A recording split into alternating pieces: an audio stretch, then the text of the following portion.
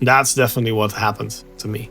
It's all this inner importance. I went from this outer importance, which I didn't totally drop, but at least I dropped a little bit of that through meditation, through awakening, things like that. And then it's sort of that outer importance turned into a lot of inner importance, leading me to meditate my ass off and basically go into a new mousetrap of self-improvement through all these different letting go techniques and all these different spiritual techniques.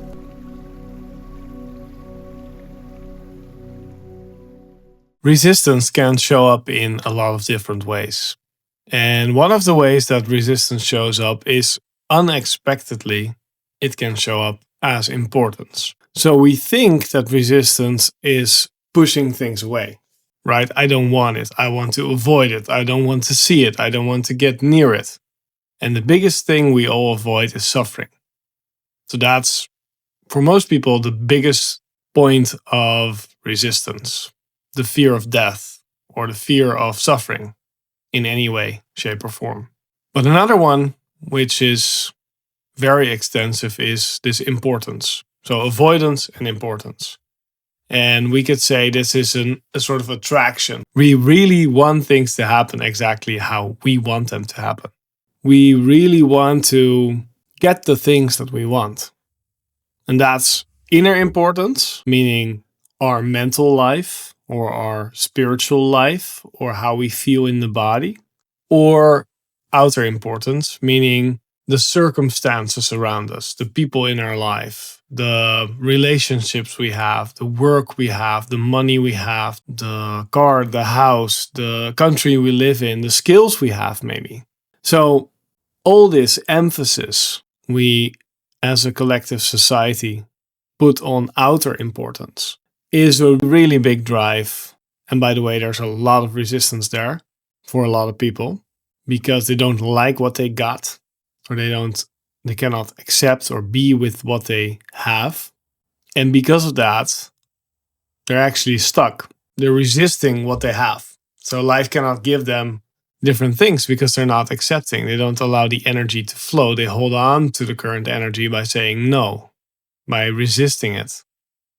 And with resistance, it's kind of like you're putting the hand on the thing that wants to spin so it can't spin anymore because you're holding it into place almost. And by letting go, it can do its thing again. So this outer importance that we put as a society on people creates pressure. And some people, through that pressure, move into inner importance. Meaning what's important is my state of mind, my emotional circumstances, my energetic circumstances, my mental circumstances, the thoughts I have, the feelings, like not having enough inspiration, not having too much thoughts, having too little emotions, having not enough emotions, wanting happy emotions, wanting to get rid of other emotions, push and pull on our inner world. And spirituality, although sometimes definitely intended in a different way, can create a lot of inner resistance, meaning it creates a lot of inner importance. That's definitely what happened to me. It's all this inner importance. I went from this outer importance, which I didn't totally drop, but at least I dropped a little bit of that through meditation, through awakening. And then it's sort of that outer importance turned into a lot of inner importance, leading me to meditate my ass off and basically go into a new mousetrap of self-improvement through all these different letting go techniques and all these different spiritual techniques. Well, that taught me a lot. Because of that, I'm an expert of the inner world, let's say. So it was definitely very useful and very interesting. There's very much acceptance with how this played out because it's very, very beautiful. But my journey has definitely been one of trying hard. I was very try-hard in all circumstances. And especially also with the inner world. And that created a lot of inner importance and resistance. as well, because I was micromanaging myself mentally, emotionally, spiritually, energetically. You could say, how does this process then work if you would do it again, right? How would you do it then? Well, there's this ease that we could say it's permanent vacation. It's doing what feels natural in the moment for us. It's the natural movements of life. Let's call it surrender. Let's call it from doing to being, which in some way can look like shadow work. It can look like meditation. It can look like doing things in the outer world. But it's doing things with pure alignment and no resistance. It's understanding that you don't need to do shadow work. You don't need to do meditation. You don't need to do anything because you're free already. You are this. So you're on this ride where you don't need to improve yourself. You don't need to force yourself to do anything, but you can just relax. You can just be. Go from doing to being. And with that, you can let go of this inner importance, which I've learned from Reality Transurfing, the book by Vadim Zeeland, which is very interesting. And I recognized when I read this, I was like, oh, damn, this is totally the thing which Osho was describing in the video that woke me up, where he's saying life has no goals, no purpose, life is the purpose, which woke me up in my first awakening, but also brought about this very beautiful insight that he had, where he said, you go from striving in the world to this spiritual striving, which is actually more complicated because it's partially fantasy, right? It's just money is something it's countable. It's something that you can put on your account, right? Or hold in your hand.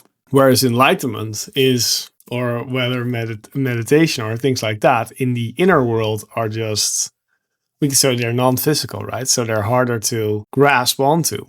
And if you're listening to this and you're thinking, damn, this is interesting, I would encourage you to look at yourself and see, can I be okay with my imperfection? Can I try to pardon myself from being the way that I am? And let's assume that you're not breaking the law or not causing major suffering in others. I'm assuming that because otherwise you definitely need some introspection.